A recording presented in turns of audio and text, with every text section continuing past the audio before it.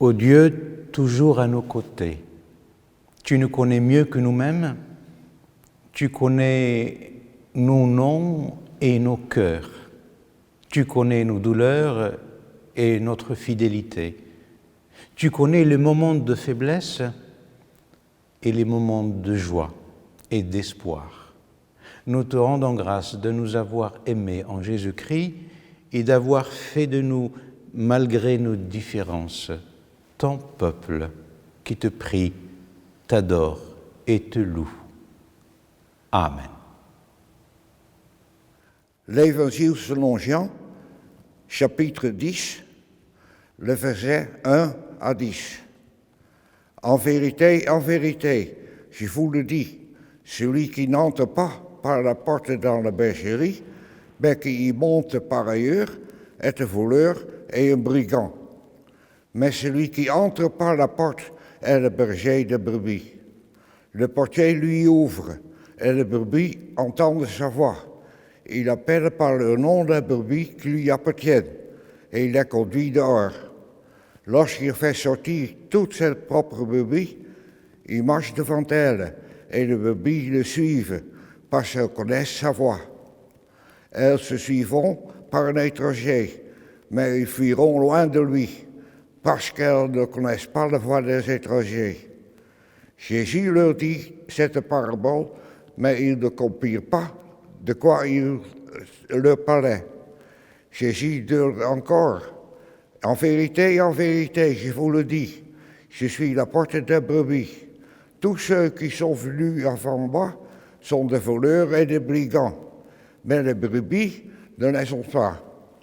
Pensez, écoutez, je suis la porte. Si quelqu'un entre par moi, il sera sauvé. Il entrera et il sortira, et il trouvera des pâturages. Le voleur ne vient que pour dérober, égorger et détruire. Moi, je suis venu afin que le brebis ait la vie, et qu'elle soit dans l'abondance.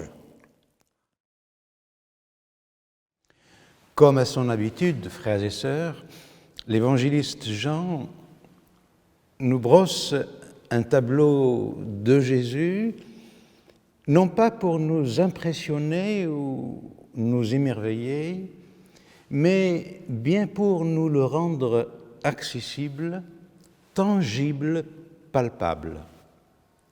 Et même si la plupart d'entre nous ne connaissent rien du monde pastoral, des brebis et des chèvres, la pointe de ce récit est pour chacun de nous.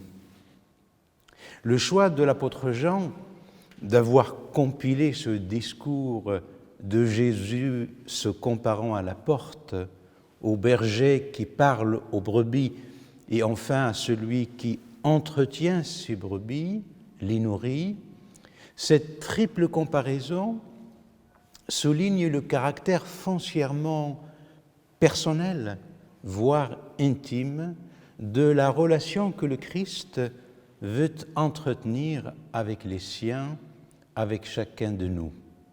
Une relation nourrie de reconnaissance, de singularité, de liberté et surtout peut-être une relation qui embrasse mon être tout entier, dans sa globalité, dans son unité. Il me parle de pardon, mais il me parle aussi de nourriture et du pain.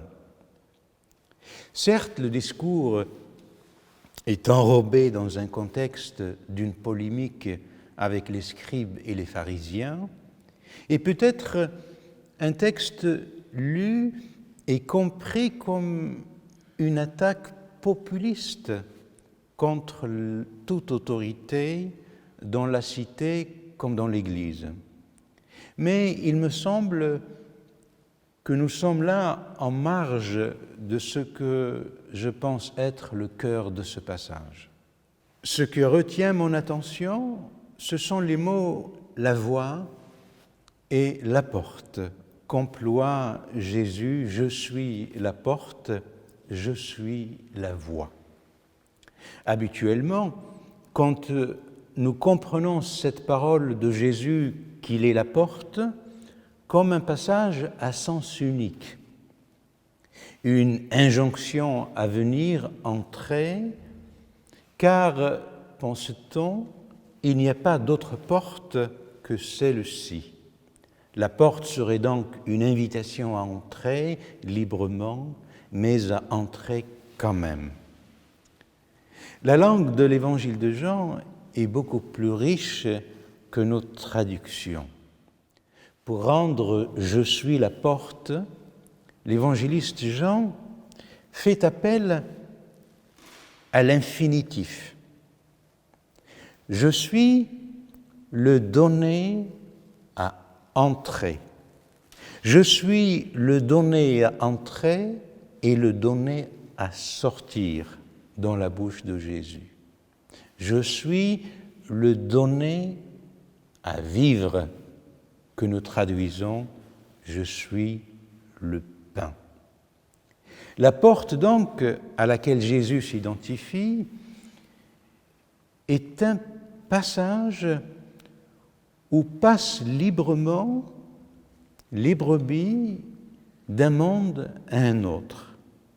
La brebis qui rentre et qui sort de la bergerie, elle entre et elle sort avec la bénédiction du berger. Aucun désir de mainmise, de forcer, de garder, de conserver ou d'endoctriner. Le choix de Jean d'utiliser l'infinitif souligne que c'est le désir, la volonté même de Jésus d'être ce passage où l'on circule librement en toute quiétude. Dans nombreuses de nos églises, nous parlons à raison de croissance. Peut-être ce rappel de l'évangile de Jean, ce rappel de la porte, nous inspire à vivre cette liberté évangélique et considérer la diversité des parcours spirituels des uns et des autres comme étant inscrite dans le cœur de la volonté même de Dieu. Le deuxième mot que je voudrais souligner, c'est cette voix du berger, sa parole que les brebis identifient, reconnaissent, et cette voix qui les met en mouvement.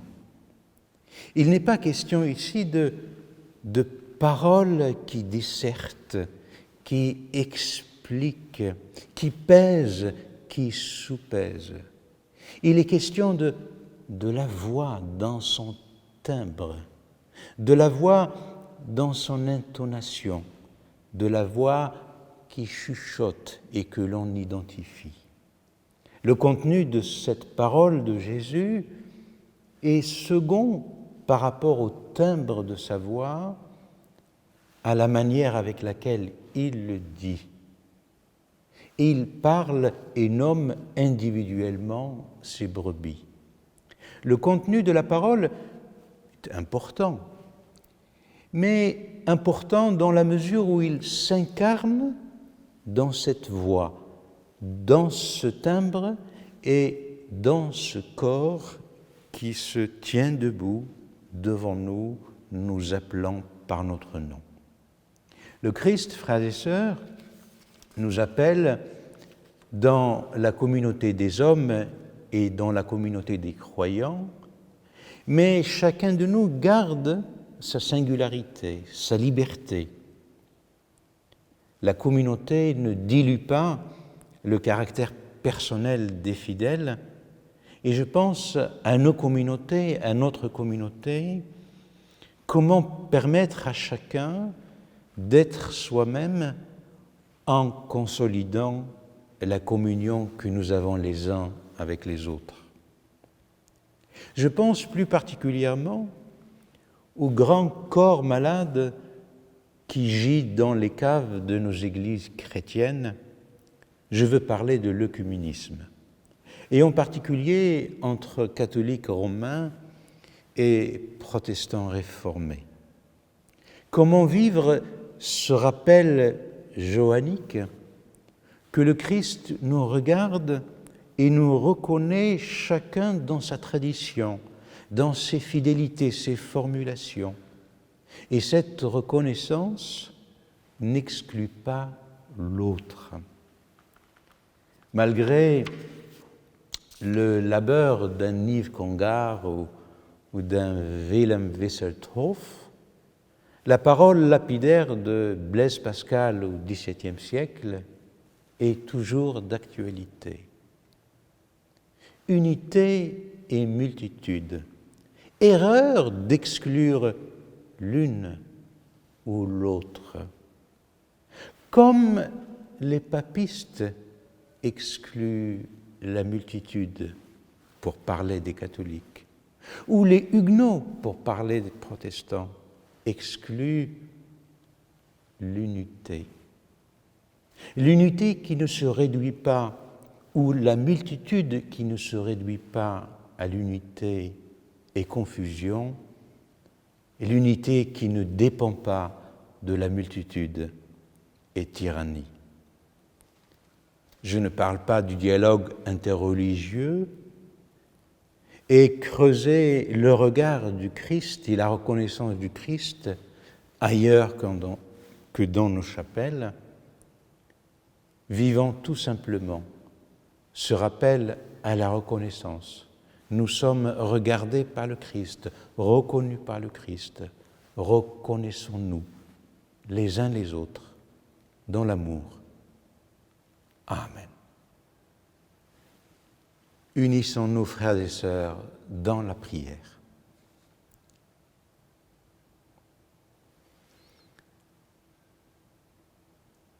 Dieu notre Père, ta parole nous a rappelé combien nous sommes précieux à tes yeux.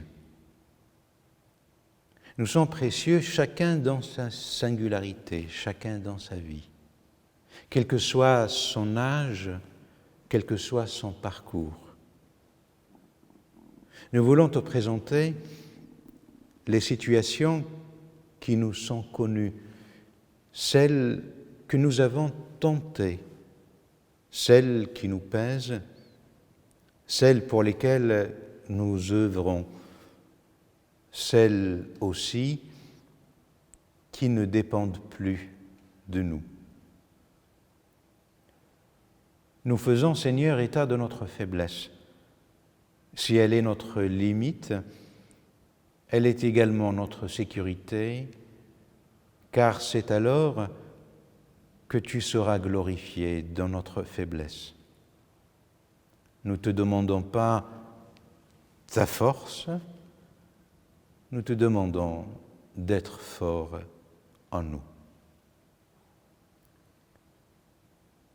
Nous te présentons la souffrance du monde, la désespérance des hommes, les situations d'injustice, des vérités bafouées, la dignité humaine foulée aux pieds. Donne-nous humblement d'agir chacun à son niveau. Nous voulons te remettre notre communauté, soit avec chacun et chacune de nous. Nous voulons te rendre grâce pour Eliane Alessia Kouakou, qui vient de naître chez Adélaïde et Anderson, avec sa famille, d'ici et d'ailleurs. Nous voulons te dire merci. Pour les plus fragiles parmi nous, nos aînés, les personnes malades, nous avons confiance que tu accompagnes la solitude des uns et apaises la souffrance des autres. Dans la communion de l'Église universelle, nous te disons la prière que Jésus-Christ nous a apprise dans l'Évangile. Notre Père qui es aux cieux, que ton nom soit sanctifié, que ton règne vienne, que ta volonté soit faite sur la terre comme au ciel. Donne-nous aujourd'hui notre pain de ce jour. Pardonne-nous nos offenses, comme nous pardonnons aussi à ceux qui nous ont offensés. Ne nous soumets pas à la tentation, mais délivre-nous du mal, car c'est à toi qu'appartiennent le règne, la puissance et la gloire pour le siècle des siècles. Amen. L'Éternel est mon berger, je ne manquerai de rien. Le bonheur et la grâce m'accompagneront tous les jours de ma vie. Je vous laisse entre les mains de notre berger qui nous guide, nous aime et nous rassure. Amen.